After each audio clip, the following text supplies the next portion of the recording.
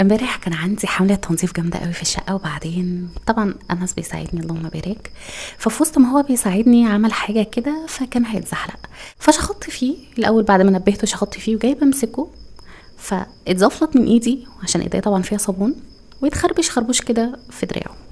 انا عايزه اقول لكم ان هو فضل حوالي كام ثانيه مبلم ساكت ما بيتكلمش بيبص لي، بعدين لقيته عينيه ملت دموع بطريقه مريعه، وقعد في ركن كده وقعد يعيط. طبعا انا المشهد ده ما عداش عليا، مش عارفه اصلا انساه. فرحت قعدت احايله: ودادي مالك؟ طيب مالك؟ ايه اللي مضايقك؟ ايه اللي حصل؟ انا والله ما كنت اقصد، واعتذر له ودادي وصالحه. تخيلوا كان بيقول لي ايه، يعني في وسط الكلام كده انا بقول له: طب انا اسفه والله ما كنتش عارفه انها توجعك، واصلا ما كنتش اقصد.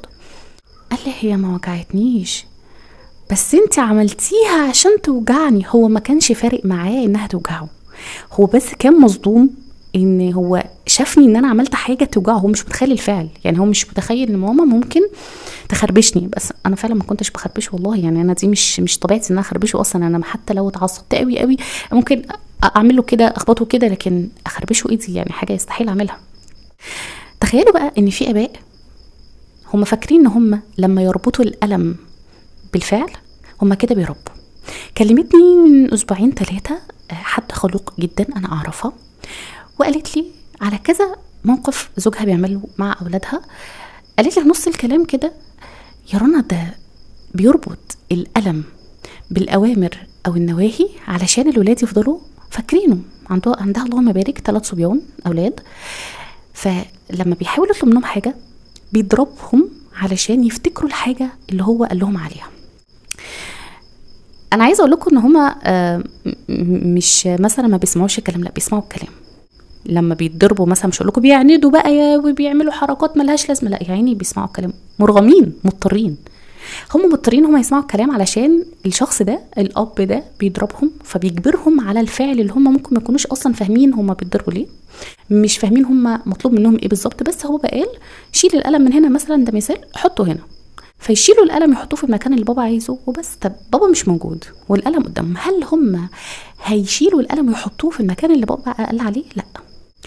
الفكرة هنا ان الاب بيتخيل ان طول ما الاولاد قدامه ماشيين زي الالف هيفضلوا طول الوقت ماشيين زي الالف، وده غلط كبير جدا. هو بتكلم بنات وولاد، فالاباء هم بيتصرفوا يمكن زي ما ابائهم ربوهم، يمكن زي ما شافوا البيئة اللي حواليهم، يمكن زي ما اتقال لهم.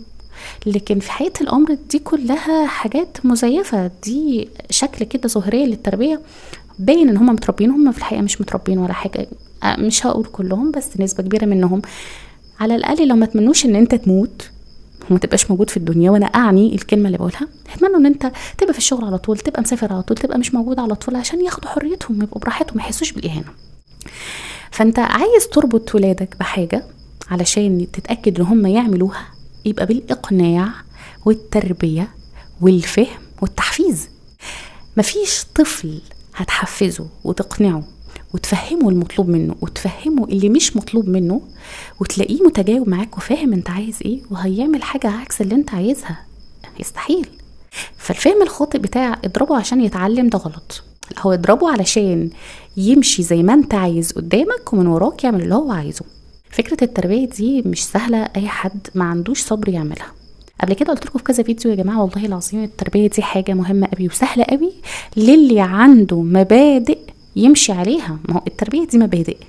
فتخيل بقى لو حد عندك في الشغل، زميلك في الشغل، انت رئيسه، هل انت مضطر انك تفضل تضرب فيهم علشان يسمعوا كلامك، ولا انت بتتفاهم معاهم وبتحط قواعد للشغل بتاعك وبتدي اوامر ونواهي وحوافز وعقابات وبدلات وحوافز، الحاجات بتاعت الموظفين دي علشان تحفزهم؟ فالفكرة كلها هنا اتفق معاهم، هاتهم دول 3 صبيان، مش مثلا بنت واحدة ولا ولد واحد، اللهم بارك 3 لو اتحدوا ان هم يكرهوك عمرهم ما يحبوك تاني.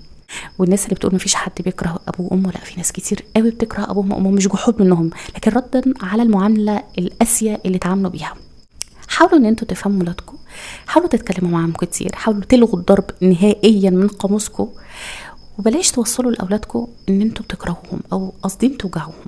الصدمه اللي شفتها في عين انس لما ظن بس ان انا عملت حاجه بقصد ان انا اوجعه كانت كفيله انها تخليني عمري كله لو عمل ايه ما مدش ايدي عليه، انا كده كده ما بضربوش، بس يعني اللي هو يعني لو اخر حاجة بقى، اخر طريقة ممكن اعملها في الدنيا مش هعملها علشان ما اشوفش الشكل اللي انا شفته واللوم اللي شفته في عينيه. مين فيكم بيبص لاولاده لعينيهم وقت لما بيعاقبهم او ان هم يزعق لهم، يضربهم، يعنفهم، يعمل معهم حاجة هم مش عايزينها او هم خايفين منها؟ حاولوا تبصوا لعينيهم قوي قبل ما ترفعوا ايديكم وتضربوهم. حاولوا تشوفوا نظرة التوسل والصدمة والرجاء والحب والخوف اللي بتبقى في عينيهم في الوقت اللي انتوا تضربوهم فيه. هم اضعف من هم يدافعوا عن نفسهم، واضعف من هم يردوا الظلم او يردوا الضرب او يردوا. طبعا اللهم ربنا يعافينا يا رب، في نماذج ممكن تزق، ممكن تبجح في ابوهم وامهم، احنا مش بنتكلم عن ان السائد بتاع ولادنا طيب، اصل طيب. فحاولوا ان انتوا تفهموا ولادكم علشان يفهموكم ويعرفوا يتعاملوا معاكم، ومتبقوش طول الوقت حاسين بالذنب من التربيه اللي انتوا ربيتوهم بيها.